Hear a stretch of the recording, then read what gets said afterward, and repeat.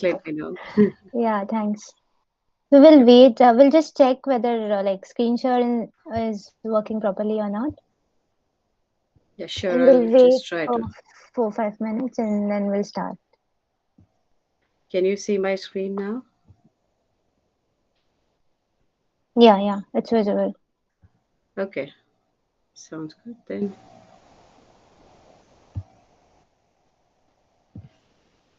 So yeah, so we have our teammates over here. So Mm-hmm. like our student branch, Kharagpur section.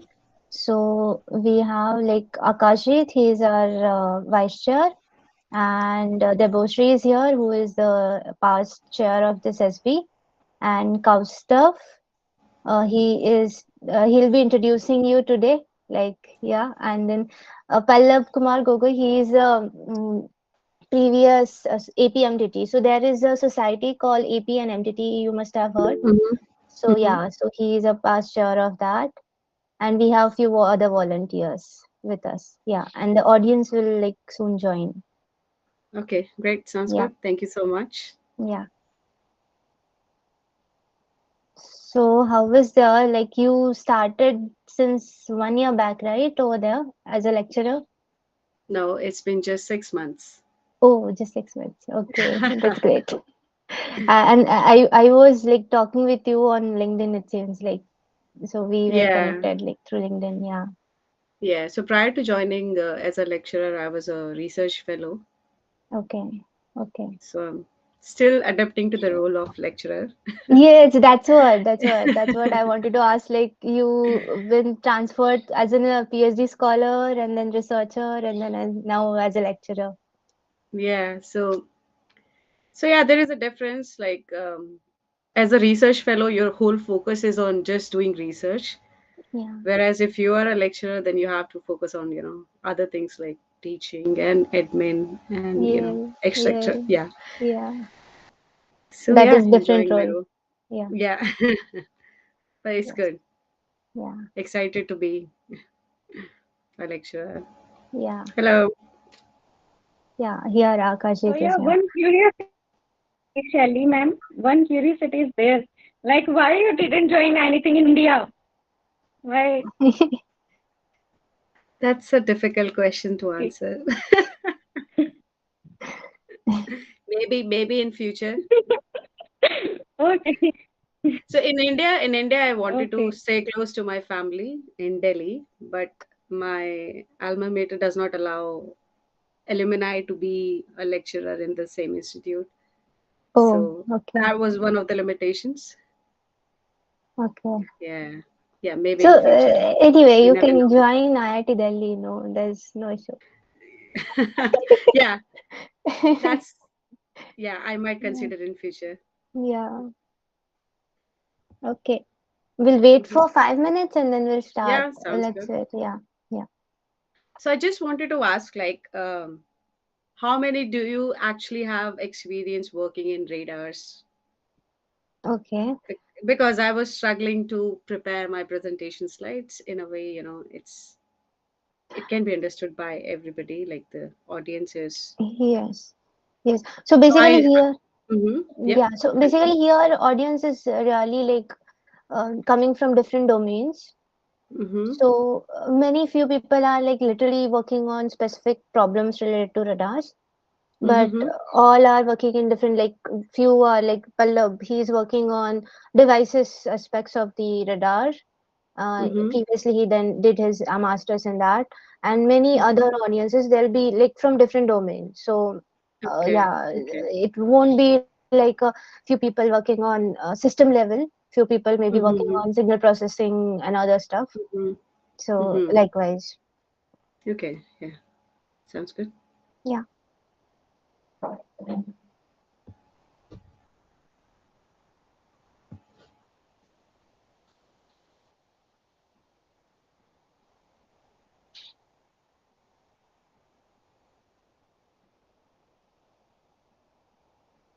Actually, you can visit Kharagpur also in future. It will be great Yeah. to host you here. So yeah, next time I plan to come to Delhi, then Yeah, yeah, I might sure. contact you. Yeah, sure, sure. That will be great. Thank you.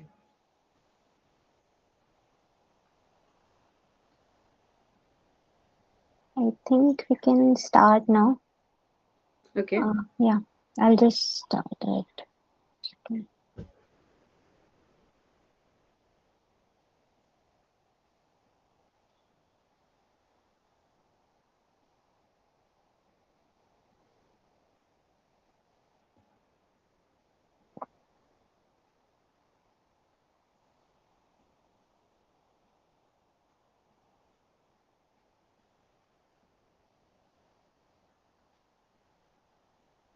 So yeah, good afternoon, and at your side it's also morning, right? Yeah, it's still 10:30 in Morning. the morning. Yeah, Yeah. yeah. So good morning to you and good afternoon to all. So yeah, so today we'll be presenting Dr. Shelly Vishwakarma. She'll be presenting invited talk, which is hosted by IEEE Student Branch, IIT Kharagpur. This talk will be on AI-powered RF sensing technologies for digital healthcare. And yeah, so she is currently working as a lecturer in digital health and biomedical engineering group. So she's from University of Southampton from UK. So now I'll ask Kaustav to just briefly introduce our today's speaker, and then yeah, I'll hand over to Kaustav.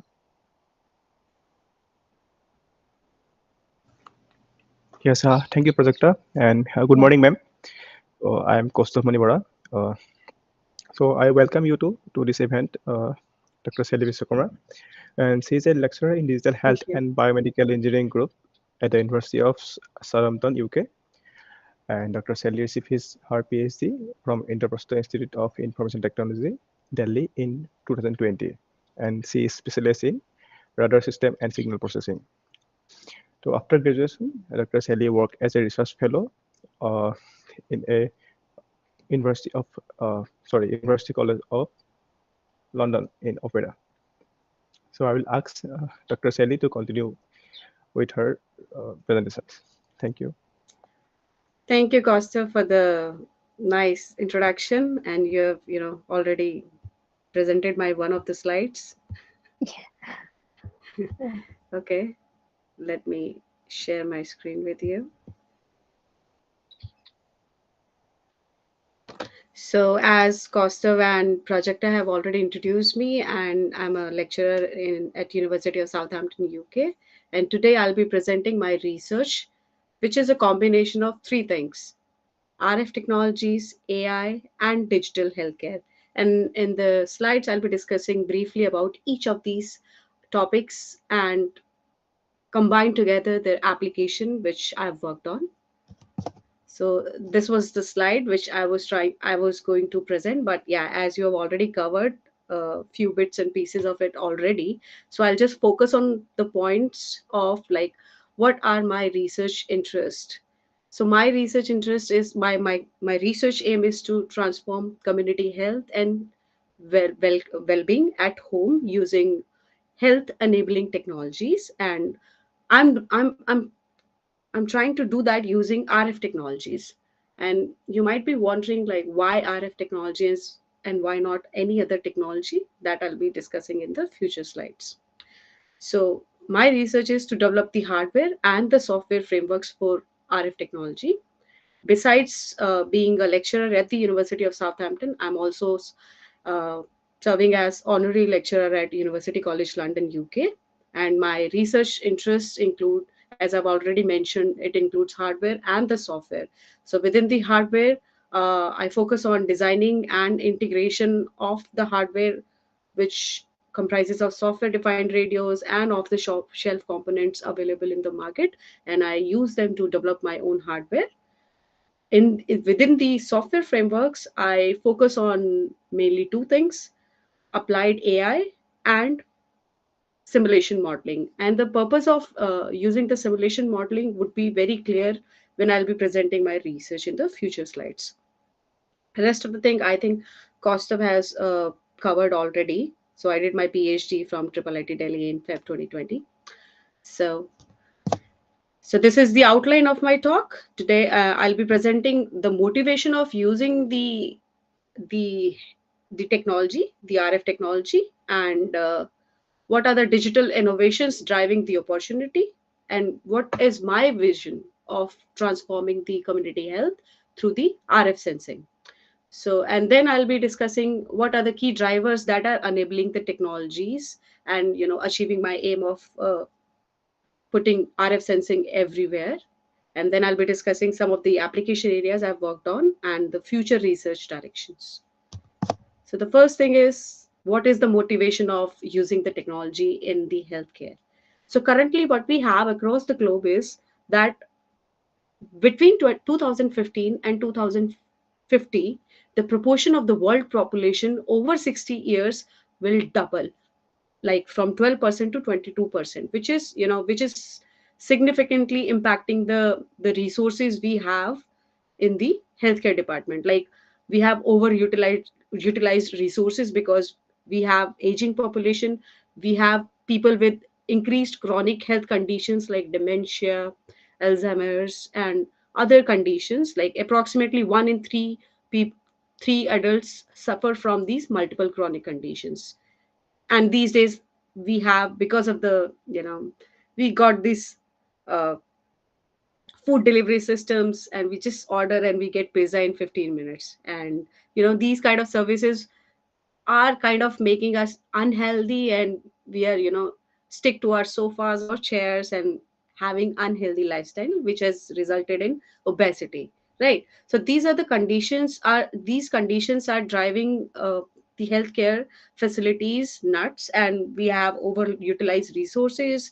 this, there is inefficiency in the utilization of resources, and especially in UK, we have understaffed facilities. So combining these, all the community health and the challenges in front of the healthcare across the globe. So what has happened now is the focus has shifted from, rather than treating these people, if we can do the self management of health at home using the sensor technologies, that would save a lot of infrastructure costs, that would result in better diagnosis, that would result in that might at the end result in better health, and will lead to, ultimately lead to reduction in these challenges we are currently facing. Although aging cannot be cannot be denied, in like it cannot be suppressed, but yeah, still we would be better able to handle these community health challenges if we have proper technology in place. So this, using technology for healthcare, promoting healthcare and well-being, is called self management of health, and my aim is to promote the health and well-being at home. So what is the forward view, especially in UK and in US? So the view is that they are trying to shift the practice of healthcare to prevention rather than treatment. And the umbrella term they are using this for is called digital healthcare. So digital healthcare is, it comprises of hardware solutions, we have software solutions, and ultimately the result of these hardware solution and the software solution are delivered through services like the mobile services. So you can see that you have got a lot of apps. So some of you might have already been using these smart watches which monitor your heart rate, your steps, and then you have the mobile apps associated with them to present to you the user friendly data, right? So this all three things come under the umbrella term called digital healthcare, where the focus is, we increase the awareness amongst the users. It tries to prevent the disease from happening rather than just going for the treatment. Then we have AI driven diagnosis, and within the treatment we have home based care, and and the management of the health. So the management of the health, as you know, that because of the COVID, healthcare faced really tough challenges, and because of the remote monitoring nature, which was the prime requirement at the time of COVID. So everybody in the world is now shifting the focus from hospital based care to home based care through the digital healthcare. So I also work in the similar area of digital healthcare, and I use, instead of wearable sensors, I use contactless sensors, so which is RF sensors. In the software solution, yeah, we can use anything: big data, Internet of Things, artificial intelligence. And the ultimate goal should be that whatever you generate through your sensor, whatever you generate the results through your software solutions, that result should be presented to the end user in a user friendly way. So that is the services. So my vision is to transform healthcare at home using radio frequency technology, that is RF sensing everywhere. So what is the vision that we should have? We have sensors everywhere in the home, and those sensors are going to monitor your activities, not just activity. It would be useful for posture sensing, vital sign monitoring, which is important ingredient in, like, important aspect of monitoring health. Then in, especially in case of elderly people, when they're living alone, they might fall in toilet or somewhere in the house, and currently there are systems which tries to detect the falls. But what happens is that when you ask elderly person to wear a device either on hand or on the body, they do not feel comfortable at all. And when they fall, what might happen is that the device he or she is wearing might get, you know, damaged and might not be able to alarm the carer. So what happens is, in all these scenarios, RF sensing can play a crucial role, because it does not, you do not have to wear it on your body. It's placed in somewhere in the corner of the room, and it can monitor your activities, it can monitor your vitals, your gestures and postures, which can be used ultimately for monitoring your health for long term. So as I've told you that I am using RF technologies for the digital healthcare. So you might be wondering, why not wearables or audio camera systems? So there are two important considerations. First is the ethical consideration, and the second is the technology aspect. So what happens is that when you use camera or any wearable device, what happens is that people feel, so when you monitor using camera or audio system, what happens is, people feel, you know feel loss of dignity in their own homes, because if somebody is monitoring you all the time, you won't feel, living independently, and you, as if you'll be always monitoring your behavior, how I am behaving, because somebody is observing me through camera. So camera affects the comfort level, and it's quite privacy intrusive. So nobody wants them to be monitored using camera or audio system. And related to the technology aspect, what happens is that intrusive variables can be especially problematic for the people with cognitive impairments, because it's very hard for us to, persuade them to wear these technology, and it's significantly impacts their health controls. And other limitations with camera based system is that everybody knows that although there are some new cameras which can, see in dark conditions because of the new technology, but the limitation is that they cannot see through the walls or around the corner scenarios or in any occlusion environment. Moreover, what happens is that these technologies require cooperations from the indoor occupants. Like if we are monitoring elderly person or person with a chronic health condition, so we what these technologies do is they want user to enter their data. Like most of you might have currently seen that in Microsoft, if somebody uses Microsoft Office, so they have this Microsoft Vivo Insights, which continuously ask you to tell what are you feeling right now, what are your emotions. So every day what happens is that I enter, okay, I'm feeling fine, I'm feeling good, I'm feeling sad. So, and other things like what did you eat today, how many steps did you, walked, or for how long did you do exercise. So what it does is that it asks, these apps ask you to enter the data. So sometimes, like me, I'm very stubborn, I usually don't put correct data into my apps, which is, bad for collecting the good data. But yeah, in future I've decided that I'll be putting the correct information in the app. But the see, the thing is that it's asking the user to enter the data, and nobody wants to be bothered to enter information into apps. So the technology is like it asks for your cooperation, which most of the people does not want to, especially the elderly people, right?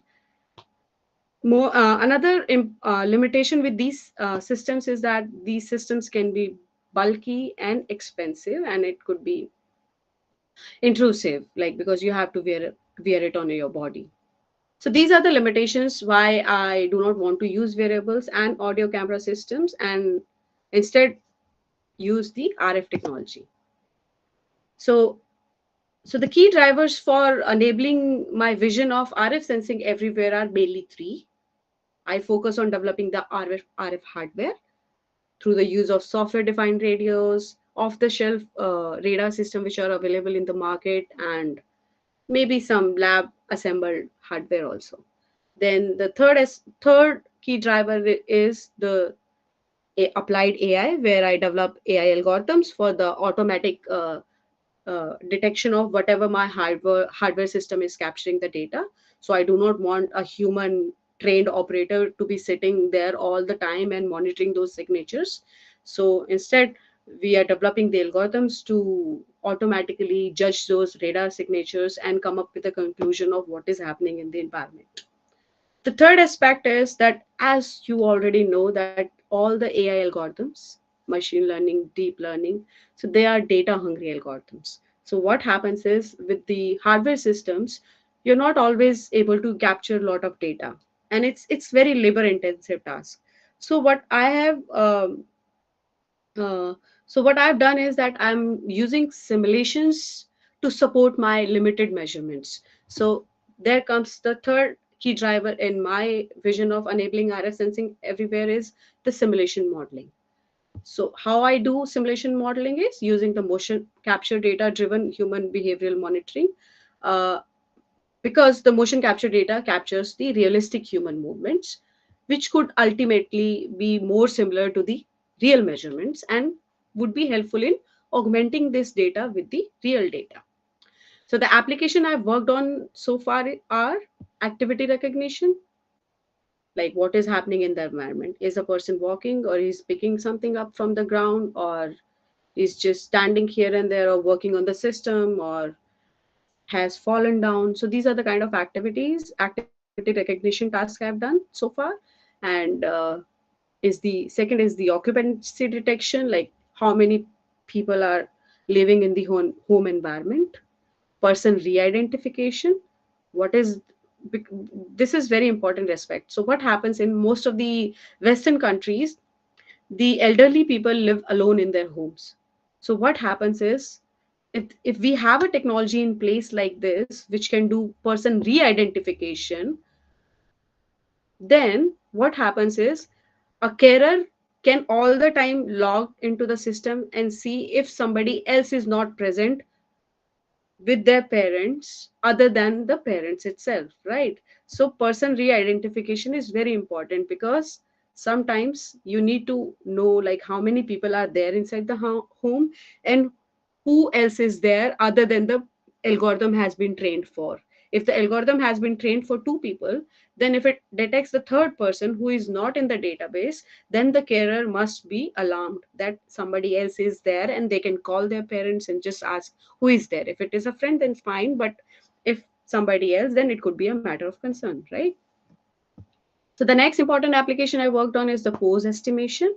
Like, what is your posture if you are sitting on a sofa or you are doing some activity, so you can do activity recognition from the pose estimation also. Like, if you really want to see how the human is actually doing activities, if you really want to, have intuitive representation of the data. Then is the indoor localization, like where actually is the person in the home and how he's walking, and monitoring just the pattern of life, daily monitoring, and which could, if we monitor a human activity or pattern of life for a longer period of time, we can actually use it for some diagnosis based on the behavior, based on the motion, Like if somebody has been sitting for a very long period of time on a sofa and watching just TV or anything, then we can send reminders to stand up and start walking, like the most of our watches do.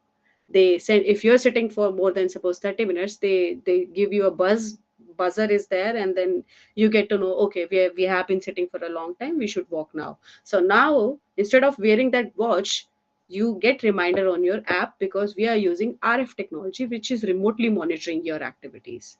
So that is very, cool aspect of RF technology, I believe.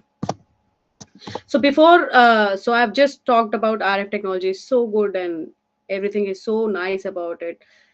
So you might be wondering what the technology is actually. So I'll discuss on this slide the concept of operation of the sensing system. So I currently use a passive radar system, passive radio frequency system.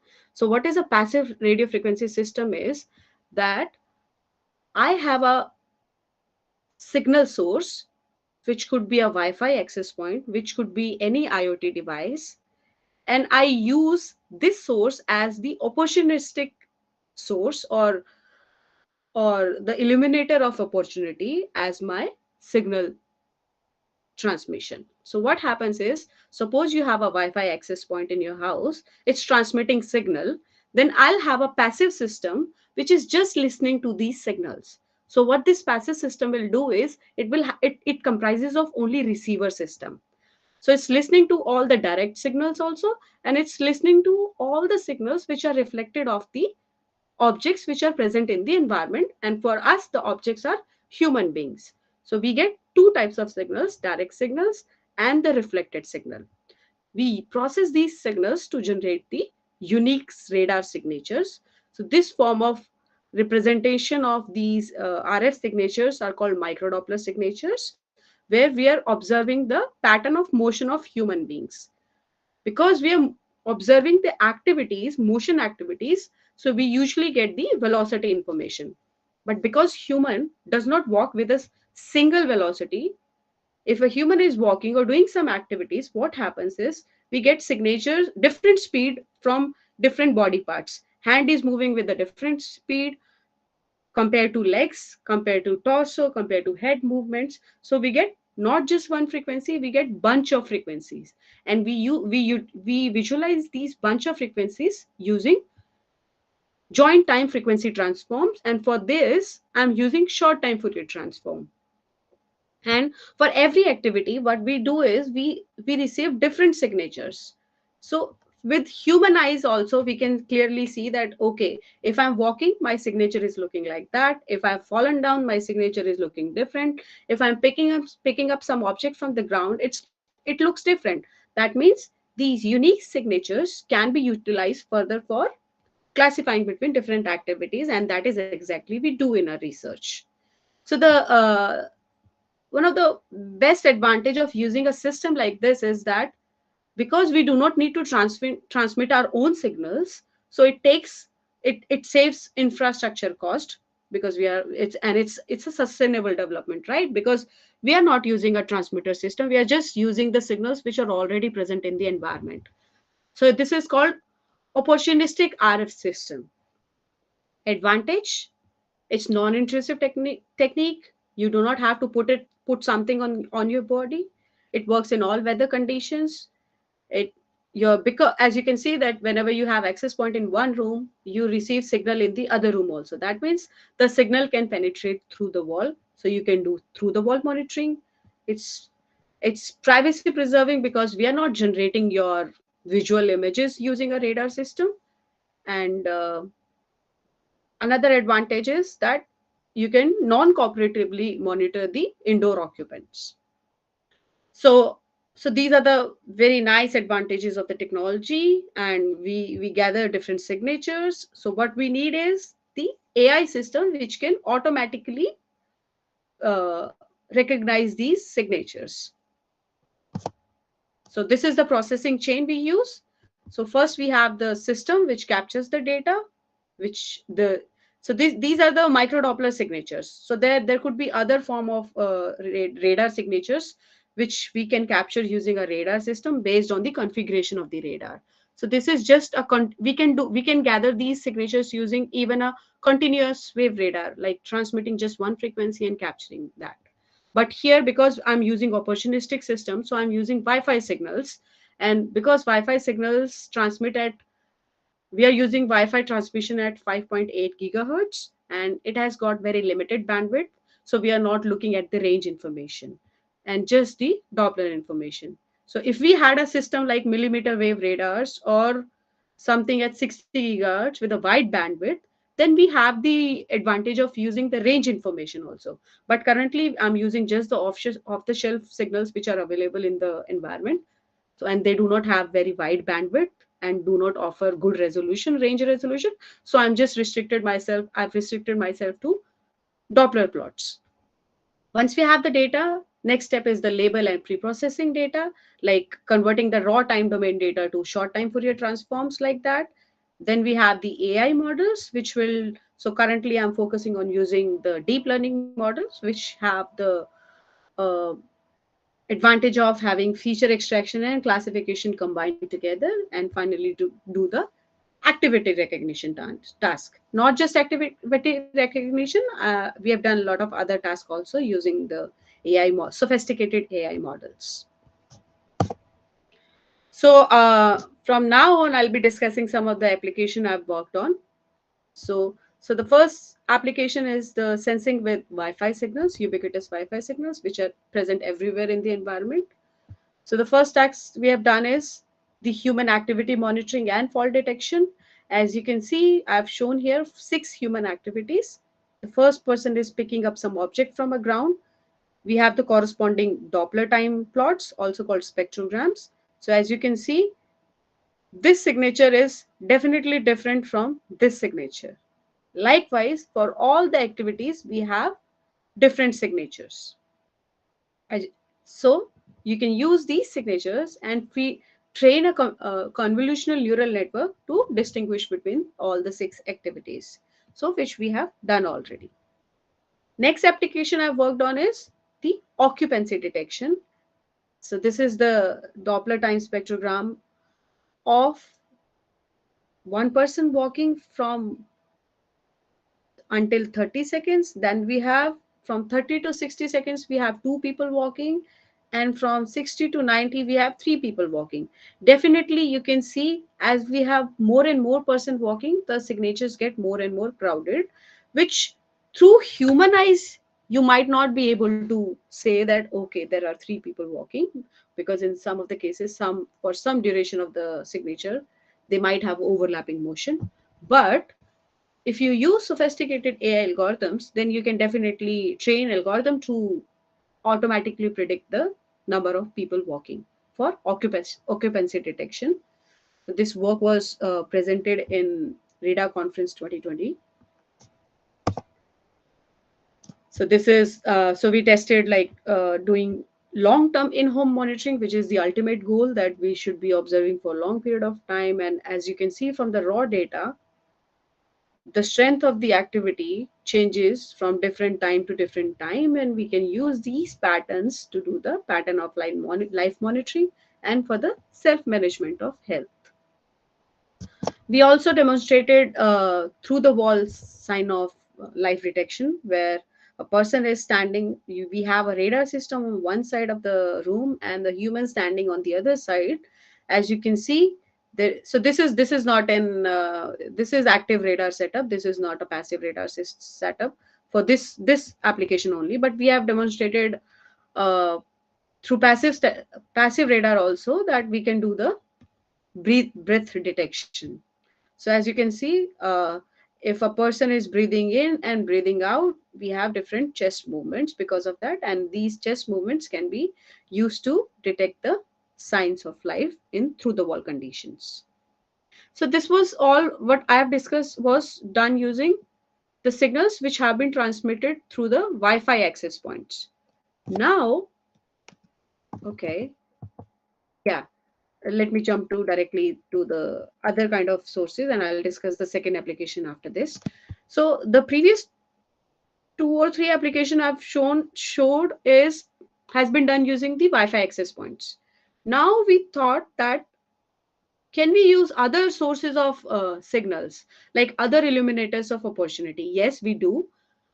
So we have Alexa, like the smart home assistants, like Google Cam, Alexa, Google Home. They also transmit signals like the Wi-Fi access point.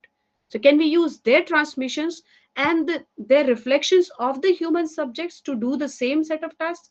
So yeah, we did some preliminary study into this where we placed Alexa in one room and a Google Home in the other room, and we try to capture their signals and their reflections. And this is what the received signal looks like, just the direct signal where we have a Wi-Fi.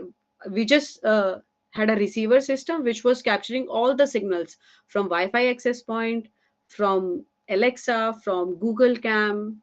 So like that, as you can see, that we were receiving Wi-Fi beacons at continuous intervals, but we also received, like we asked Alexa to play some song. So what happened? Alexa's was downloading some signals, and during which we had signal transmissions. So we had signal from Alexa, we had signals from Google Cam. We use these signals to do the three. We use these signals to do three tasks.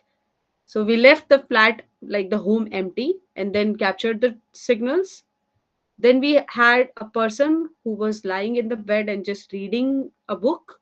Then we got these signatures, and then we had a human being which was moving around freely in the living room. As you can clearly see from these signatures, there's definitely, you can use these signatures for identifying different activities.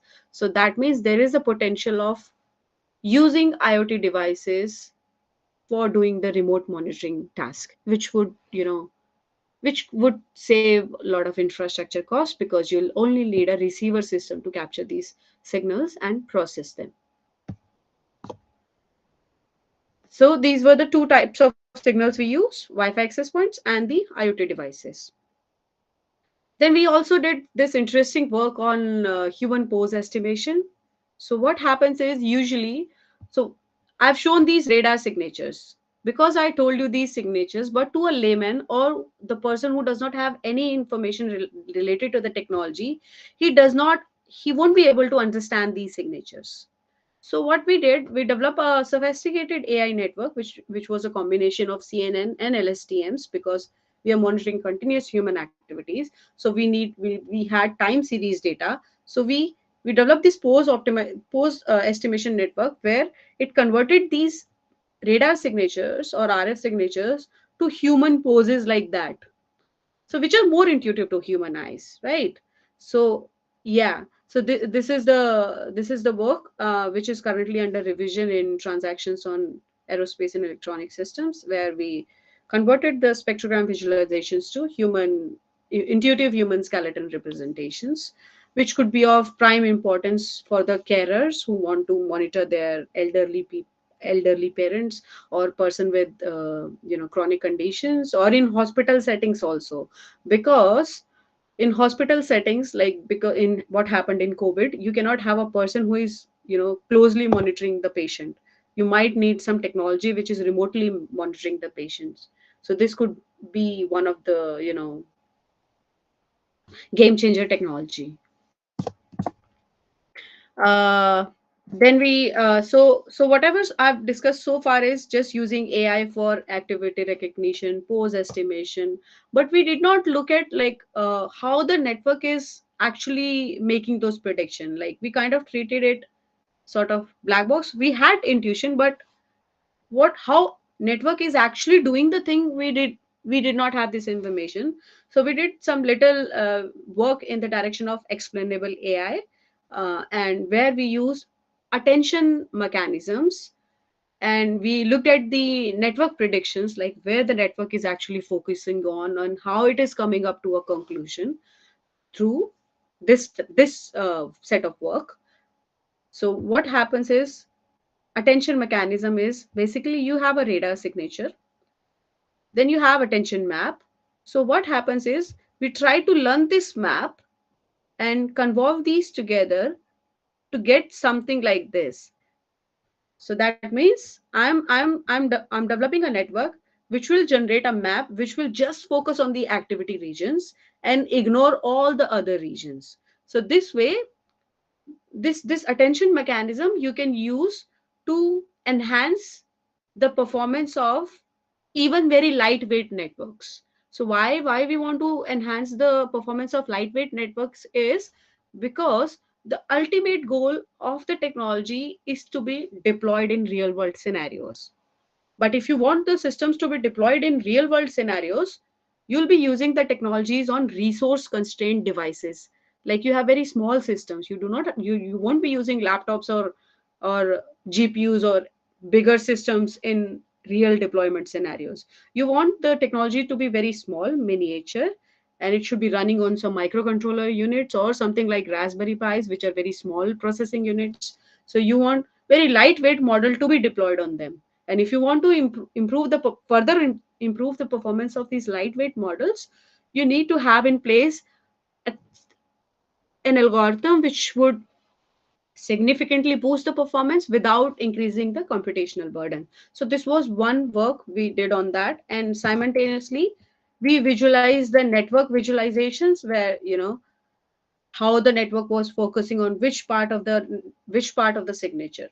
So this is the work which has been which won which was a third prize winner in the radar challenge in radar conference 2022, where we had the simple lxnet and we embedded this attention mechanism to enhance the predictions at each layer and combine them to do the prediction.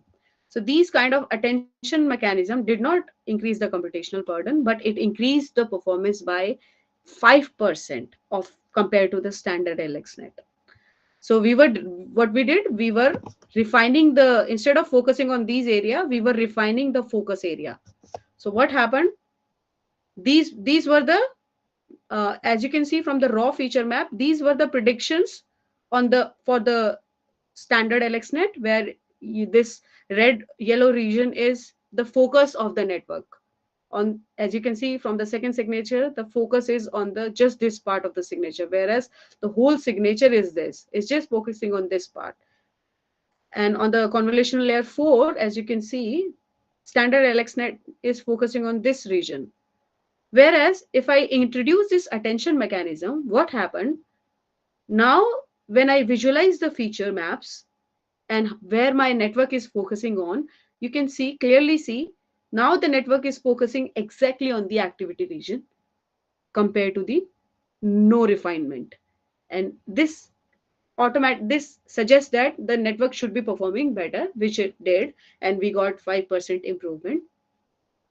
And we believe that this kind of mechanism will have great potential for uses in low end devices which have memory constraints. So this was the whole thing I discussed was under the development of RF system and the AI together. Now, what we did, because we wanted to support the measurements which were limited, we could not collect a lot of data in the actual scenarios.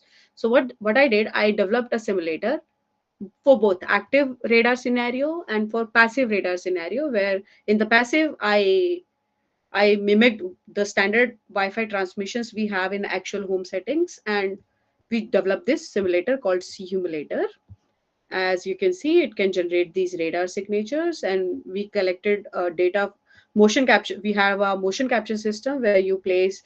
So there are two types of motion capture system, but called marker based and markerless. So in most of the movies, we have marker-based system where you can see that a human is wearing a bodysuit, and you put those LEDs over the entire body, and when the human performs activities, though the three-dimensional position of these markers are extracted, and using these three-dimensional position, you can generate a human skeleton and embed a body on top of it. So that is how all the animation movies are all these movies are created, like the Avatar and all those movies. So but that system is very expensive and it's limited to a single lab setup. We cannot move the system. So what we did was we used a Kinect system, which is a markerless system, where you stand, because it's a depth camera system, it generates a human skeleton and you can get the same information which you could have got from the marker based system. But the limitation, there are some limitations with Kinect because it's cheaper. The system is not that accurate compared to the marker based system, but still we got the desired performance we wanted. And we gathered data for a range of 12 activities, 12 human activities directly related to the healthcare. So yeah, this simulator was it's you can download this simulator. It's freely available at this website, and we have two types of radars simulator. So now, as you can see, my signatures, I created this simulator, but the limitation with the simulator was that I did not encounter for any of the environmental effects. That means all the signatures we gather from the simulators are very clean compared to measurement data. So what I did, I tried to bridge the gap between the simulations and the measurement system using a style transfer neural network. So as you, most of you might have been familiar with this kind of technology where you have one image called content image, then you have second image called style image. So what happens is this image transformer network keeps the content of the content image, but it transfers the background from the style image to the content image. So it clicked my mind, can we do the same thing? We have measurement data, we have clean data. Can we transfer the background from the measurement data to the clean data to have something like this, which to human eyes seems more realistic compared to the clean data? And we try to understand how much distance it reduced to the measurement data. Like we try to visualize different clusters. We had clean data cluster, we had measurement data cluster, then we have style transferred simulated data clusters. So what happened, the simulated data and measurement data were very far apart. But when we transferred the background from the measurement data to the simulated data, what happened? The style transferred data and the measurement data had very close clusters, like they were kind of overlapping, which indicates that now my simulated signatures seems to be more realistic and they should perform better. And they did.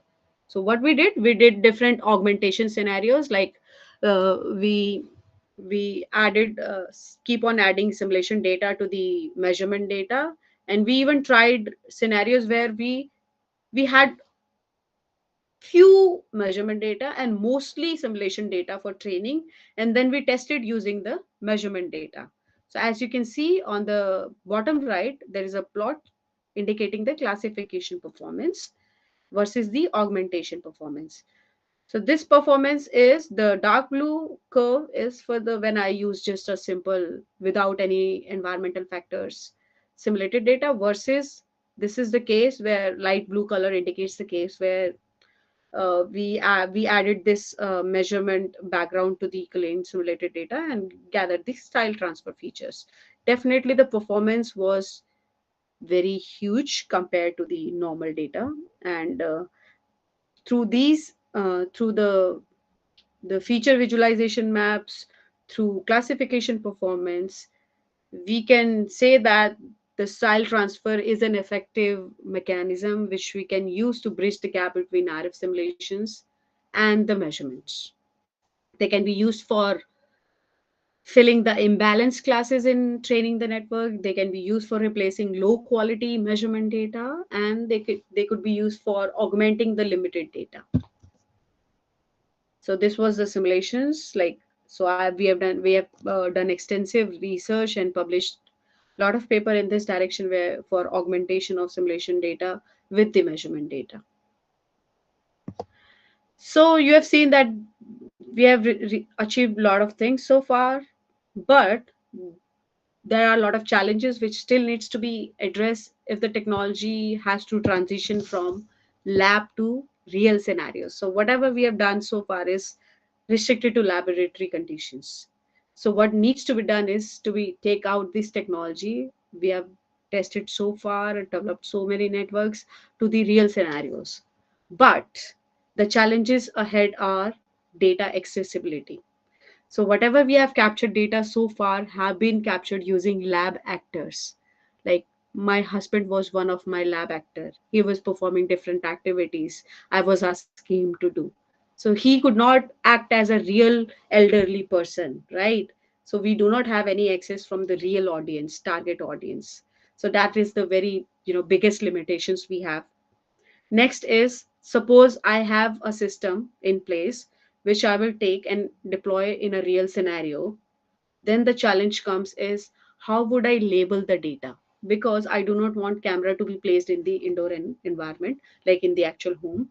Then what would be the process I would be labeling that data I'm capturing from actual people? So that's another limitation we have, and we are thinking of like developing some algorithms like few shot learning and zero shot learning where you do not require data. But yeah, still this thing is in, we are working towards it.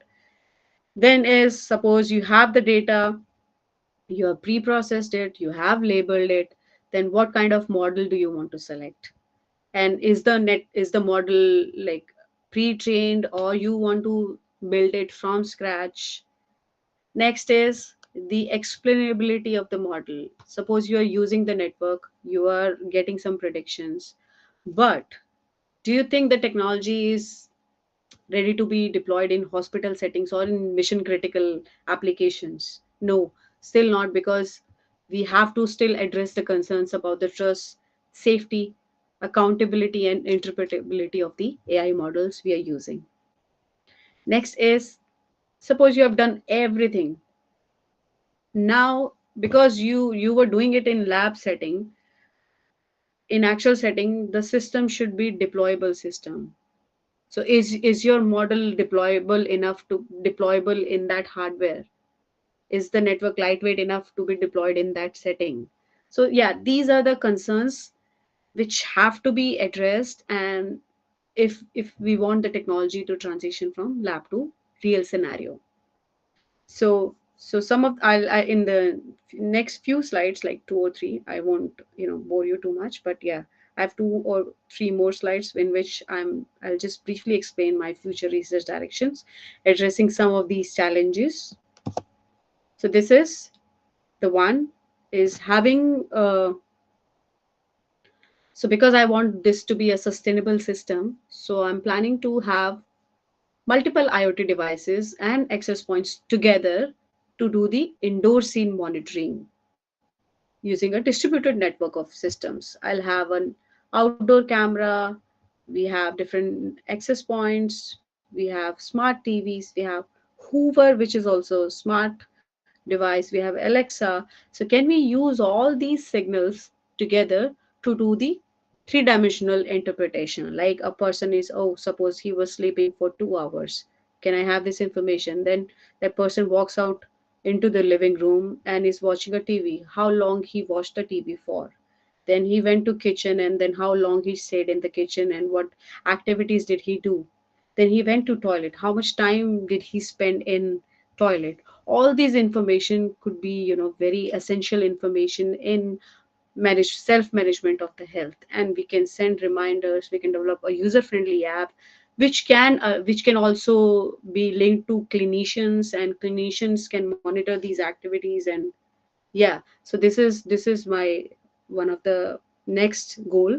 And that too will have a receiver system which is a miniature version of the whole system we currently have, like basically using microcontroller units and Raspberry Pis instead of using a laptop or a bigger system.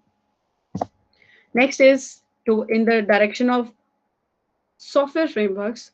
Now I'm more inclined to developing algorithms which integrates human logic with the AI, and I should have something called explainable AI that will provide actionable information to the doctors, that could be interpretable with, suppose suppose I do not want my network to just say, oh, human is walking. I want it to understand, like, if he's walking with which velocity, and how did my network come up to this conclusion, like did it see any patterns which pattern it saw, and all these information should be there, and my model should be explaining the results rather than giving me a single score based like on which I make decisions, right? So the overall objective is having a smart digital healthcare system at home for pattern of life monitoring, and it would comprise of hardware, software, and services. From the hardware, we'll have IoT devices, we'll have Wi Fi access points, which will be capturing the RF data. Then we have the software framework. Within the software framework, now instead of having a simple AI, we'll have explainable AI frameworks, we'll have simulator development, which would be encountering for now environmental factors, just to, because the previous thing we did was to transfer the measurement pattern to the simulator, right? But we should have a way of benchmarking that, we should have a way of proving that okay, the measurement patterns which have been transferred to the simulator are correct using a physics based simulator. So that is our ultimate goal, to develop a physics based environmental factor extraction simulator, which will extract those factors and embed it into the simulation, like the human simulation. Then in these services, I'll develop a mobile app which will give personalized recommendations and clinical informatics, like which could be used as a diagnostic tool for the by the doctors, as well as the carers, and as well as the person for which we are doing this self management of the health thing at home. So yeah, that was part of my research and my future research. So if you have any questions, let me know. Thank you so much.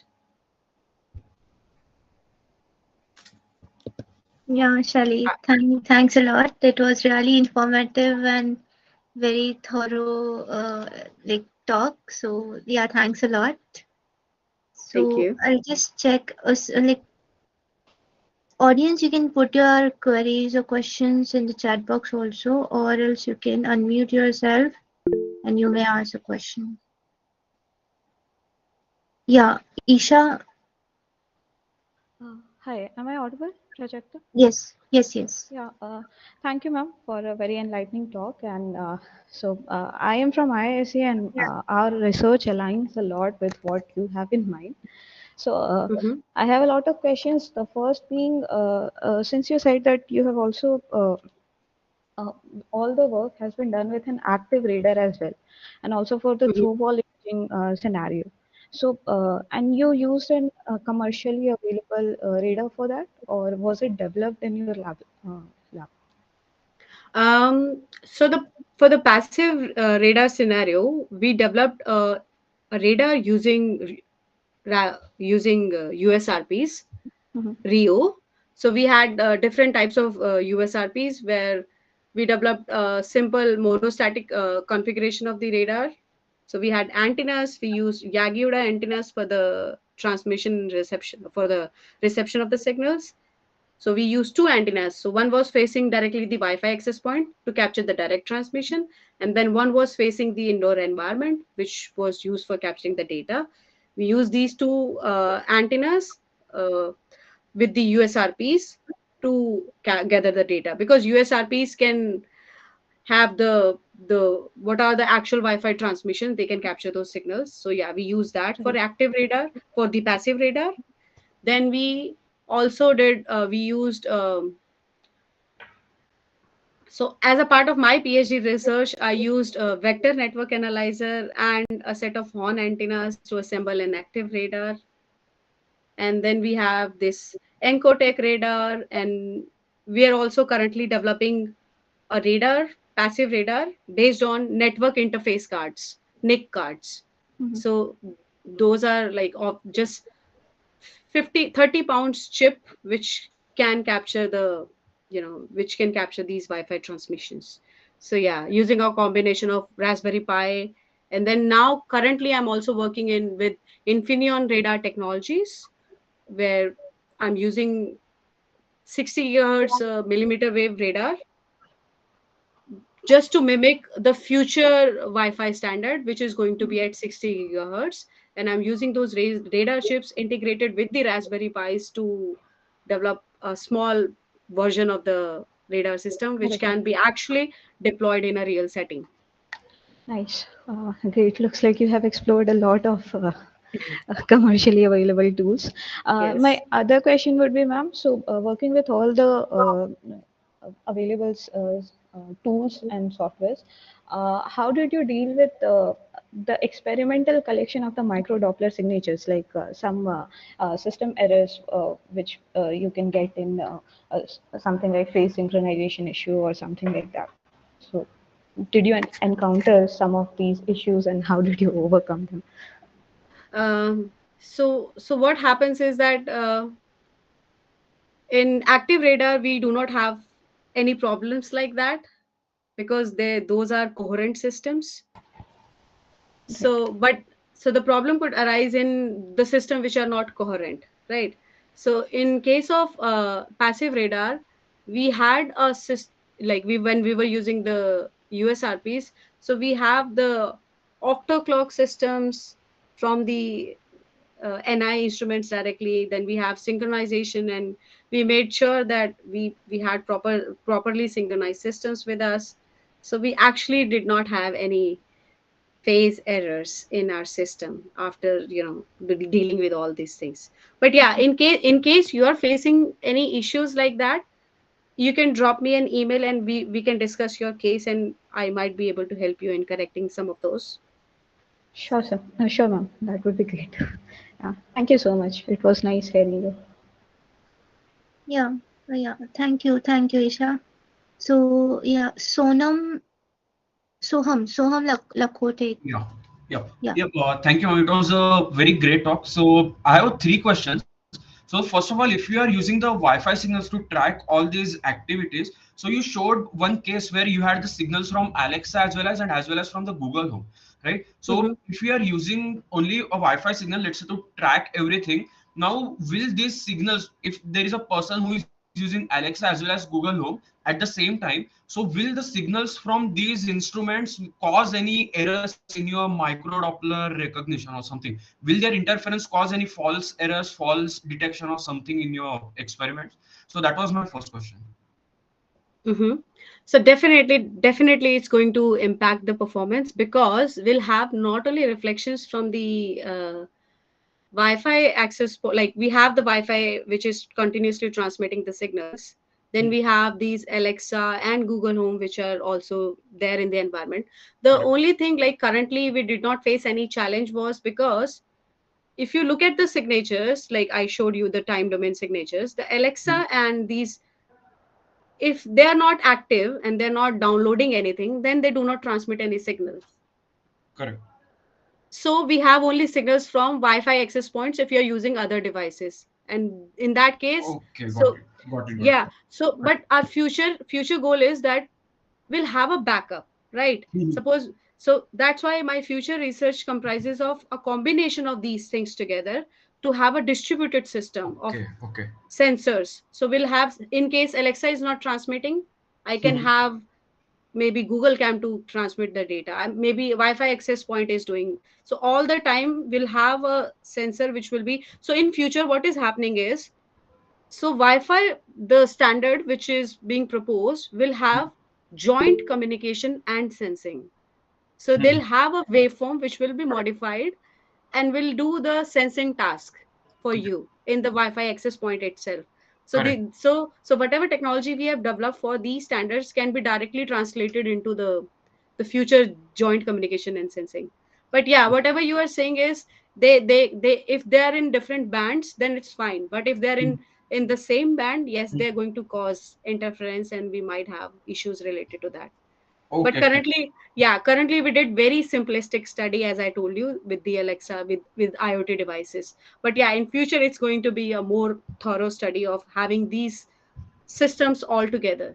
Sure, sure. And my next question was regarding the micro Doppler. So like you showed one image where in one slide there were three partitions where one person was walking, then two persons were walking, and three persons were walking. So were you able to differentiate between them? Like were you able to say like this micro Doppler signature that I got? was corresponding to this person. The no, No, right? no, It will be no, possible not with the yet. 60 gigahertz radar, maybe which will have that ranging Yes. capability, right? Yes, yes. So Okay, we'll have ranging capability so that we can say that, okay, at this range, one person is present, then we can capture the microdopplers corresponding to correct. that range, and then we will be able to. So in that case, we'll also have to have a different network which will be doing the person re-identification or person identification. Correct, correctly. Yeah, So yeah, so yeah, these are more challenging tasks which will be, sure. address step by step.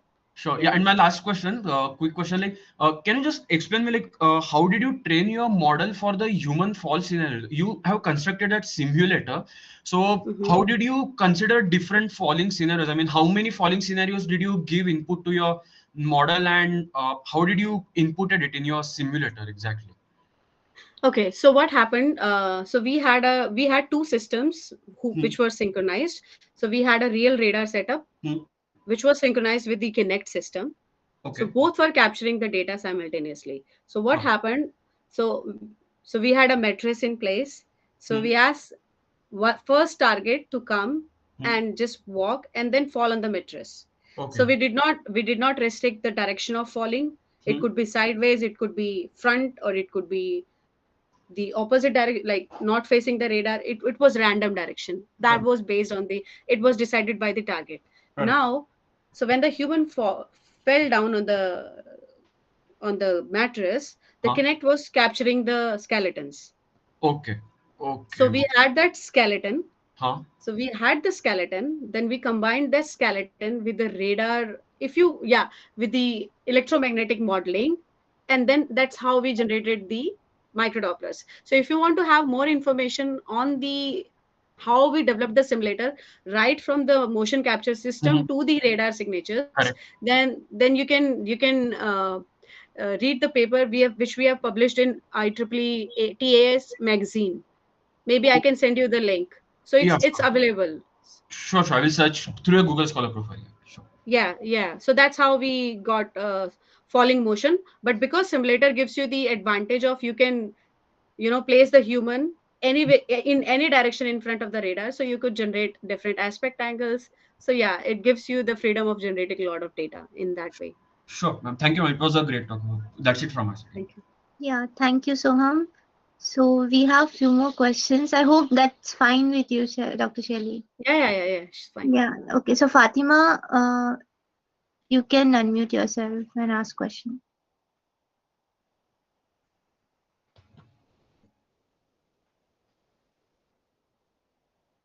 Yeah, Fatima, can you hear me?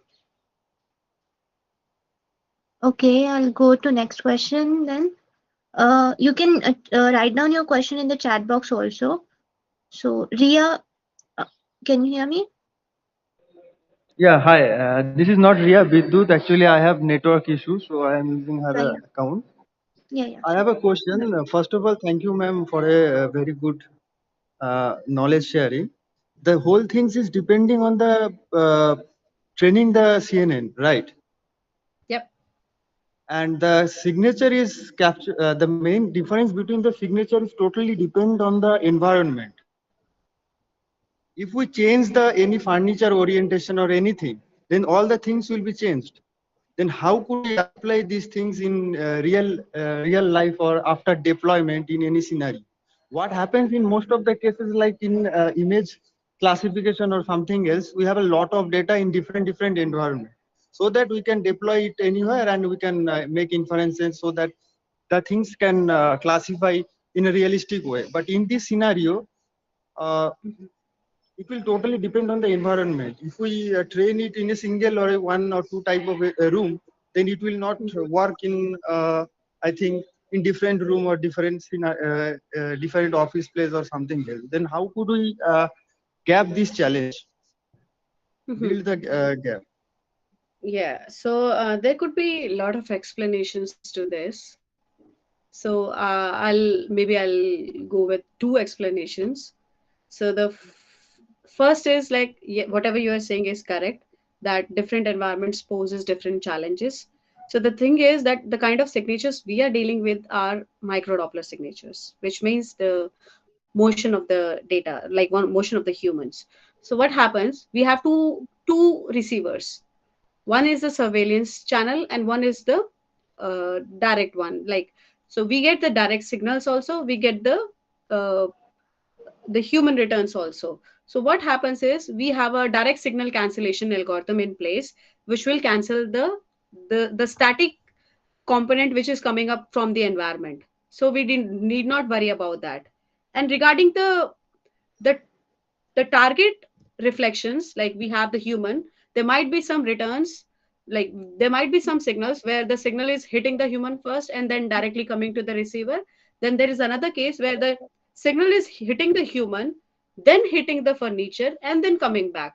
But what we have observed is that, so it raises the noise floor a little bit, but the human signatures are not impacted too much that we cannot classify them using the CNNs. So this is one explanation. Second explanation is that every indoor environment has to be different. Every network you're training, or any network you're training in a particular home, has to be different.